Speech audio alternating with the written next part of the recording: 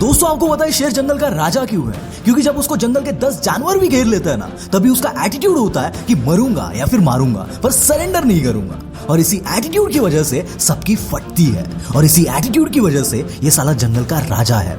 Boss याद रखना, आप तब तक नहीं हारते जब तक आप सरेंडर करने के लिए रेडी नहीं हो। ऐसे कई पागलों को देखा है मैंने जो साले 10 बार गिरते हैं, लेकिन पता नहीं कहां से वो पावर लेके आते हैं कि 11वीं बार मैदान में खड़े मिलते हैं। ऐसी कई स्टोरीज मैं आगे आपको वीडियो में बताऊंगा, पर उससे पहले मेरे गांव की एक आंखों देखी स्टोरी सुनो। ये लगभग 20 साल पुरानी स्टोरी है। हमारे गांव में संपत करके एक बंदा था। घर का सिचुएशन नेक्स्ट लेवल खराब था। अगर आज कमाएंगे तो ही खाएंगे, ऐसा वाला सिचुएशन था। और इसकी वजह से ये जब 18-19 साल का था तभी मुंबई चला गया।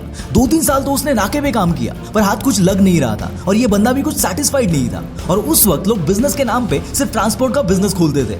इसने भी खुद का एक ट्रक खरीदा और खुद का ट्रांसपोर्ट का बिजनेस शुरू किया। पर बदकिस्मती से उसी महीने इसके गाड़ी का एक्सीडेंट हो गया। गाड़ी का लोन, एक्सीडेंट का खर्चा और धंधा बंद। फिर भी वापस इस बंदे ने कुछ जुगाड़ करके काम शुरू किया। पर दोस्तों बैड लक क्या होता है ना, वो यहाँ पे देखना। एक साल में इस बंदे की गाड़ी का 5 बार एक्सीडेंट हुआ।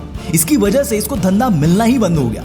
अब कोई धंधा ही नहीं दे रहा है तो उस बिजनेस में रुक के भी कोई मतलब नहीं था। तो उसने ट्रांसपोर्ट लाइन छोड़ के एक शिपिंग कंपनी में जीरो से काम शुरू किया। सर पर कर्जा बहुत था। यहाँ काम करते करते 2-3 साल में ही इस बंदे का अच्छा खासा नेटवर्क बन गया, और 3 साल के बाद इसने किसी से लाइसेंस रेंट पर लेकर खुद का शिपिंग कंपनी खोला।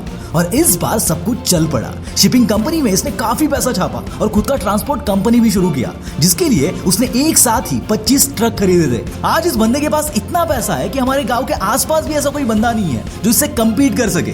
दोस्तों इसका फैमिली सिचुएशन ऐसा था कि फैमिली का सपोर्ट तो छोड़ दो, पर उल्टा उसको फैमिली को सपोर्ट करना पड़ता था।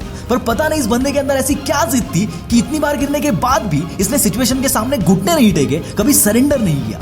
आज रिजल्ट आपके सामने है। उस वक्त जो लोग इससे बात तक नहीं करना चाहते थे, इसकी हरकतों की वजह से इसको गाली देते थे, आज वही लोग इस बंदे की क्या लेवल पर रिस्पेक्ट करते हैं, मैं क्या बताऊं आपको।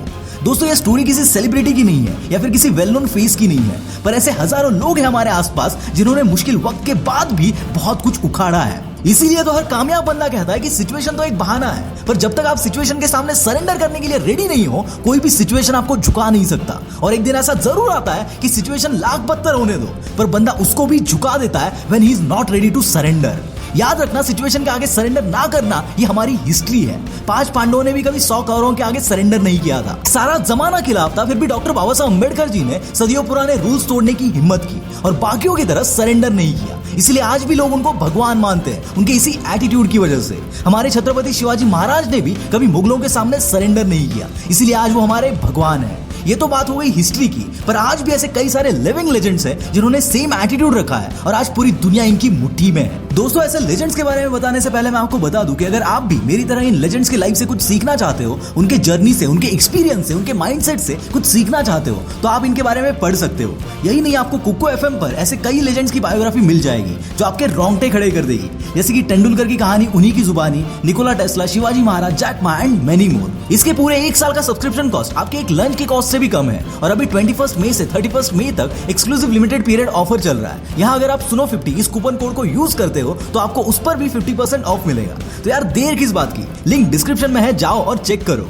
दोस्तों अगर किसी बच्चे को बचपन में ही बोल दिया जाए कि फुटबॉल से पेट नहीं भरता, यहाँ कोई करियर नहीं है, अगर वो बच्चा वहां पर सरेंडर कर देता तो हम कभी भी क्रिस्टियानो रोनाल्डो को नहीं देख पाते।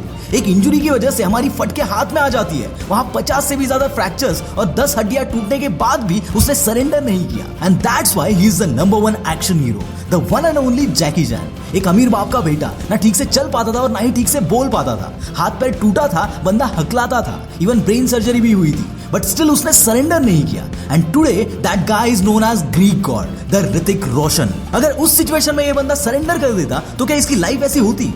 कभी नहीं। ड्रग्स के लत की वजह से हेल्थ से लेकर रिलेशंस तक सब कुछ खराब हो चुका था। कई बार तो जेल भी जाना पड़ा। उससे अगर कोई बंदा बाहर निकलकर मार्वल का सबसे लव्ड कैरेक्टर आयरन मैन बन सकता है, तो बॉस कुछ भी हो सकता है जब बंदा सरेंडर करने के लिए रेडी ना हो। नेवर सरेंडर का सबसे बेस्ट एग्जांपल है इलॉन मस्क। आज से 5 से 6 साल पहले तक सब इसको सनकी बोलते थे, पर आज ये बंदा अपने एक ट्वीट से पूरा मार्केट हिलाने की ताकत रखता है। अगर वो सरेंडर कर देता तो क्या इस लेवल की पावर अचीव कर पाता? कभी नहीं।